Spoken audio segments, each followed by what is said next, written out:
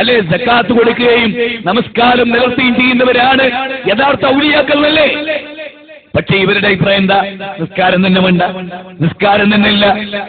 ചോദിച്ചാ പറയുന്നറിയോ?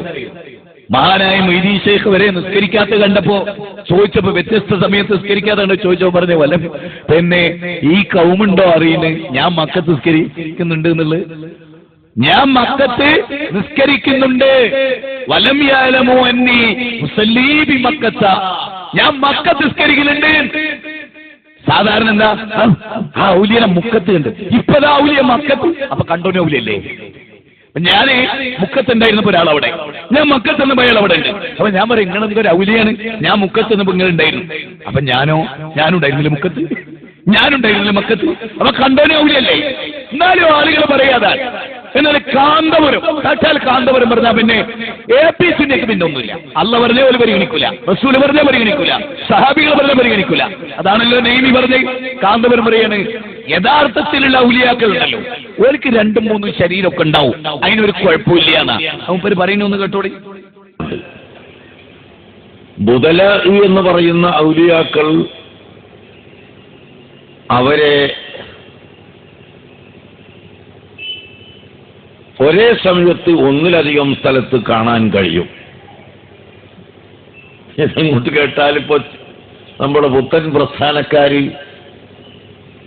ചിരിക്കുകയും കളിയാക്കുകയും അതുവഴി അവർ മുർത്തത്തായി പോവാൻ കാരണമാവുകയും ചെയ്യും.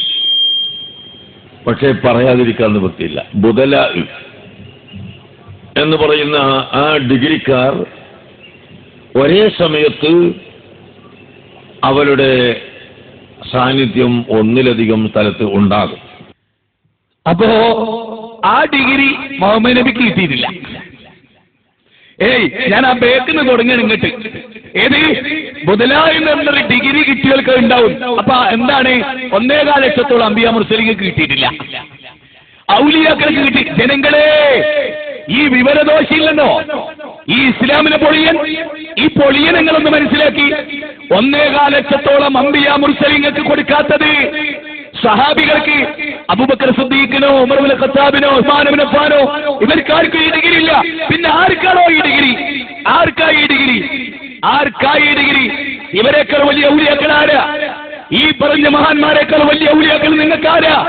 അവർക്കൊന്നും കിട്ടാത്ത ഡിഗ്രി ഇവർക്ക് വകവെച്ചു കൊടുത്ത ഇവരാണ്. ഇത് നിങ്ങൾ ഗൗരവമായിട്ടൊന്ന് മനസ്സിലാക്കണം. ഇത് നിസ്സാരമല്ല. ഇവൻ ഇസ്ലാമിന്റെ മുഖ്യ ശത്രുവാണ്. ഇവൻ ഇസ്ലാമിന്റെ സേവകനല്ല. എന്റെ ഭാഷ പറഞ്ഞാൽ ജൂതന്മാർക്ക് വേണ്ടിയുള്ള ഏതെന്റെ ഇവൻ. നിങ്ങൾ മനസ്സിലാക്കണം.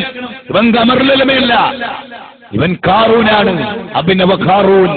നിങ്ങൾ മനസ്സിലാക്കണം. ഇനി ഞാൻ വളരെ നിങ്ങൾക്ക് ഇപ്പം മനസ്സിലാവില്ല. ഇപ്പം നിങ്ങൾക്ക് വിമർശിച്ചു എന്നേ തോന്നുന്നു.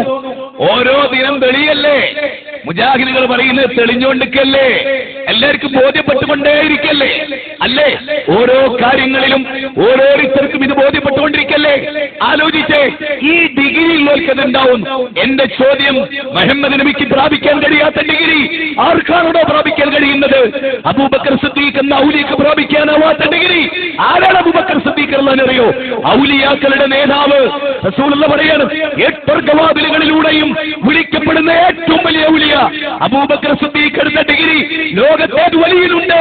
റസൂലുള്ളാഹിന്റെ വിശദീകരണമാണ്, ഒരു നബി വരുമായിരുന്നെങ്കിൽ അതുവരെ അബൂബക്കർ ആകുമായിരുന്നത് മുഹമ്മദ് നബിയുടെ വിശദീകരണമാ. അബൂബക്കർ സിദ്ദീഖ് റളിയല്ലാഹു അൻഹു നേടാനാവാത്ത ഡിഗ്രി നിങ്ങളുടെ കൂട്ടത്തിൽ ആർക്കാണോ ഉള്ളത് എന്ന ചോദ്യം വളരെ പ്രസക്തമാണ്.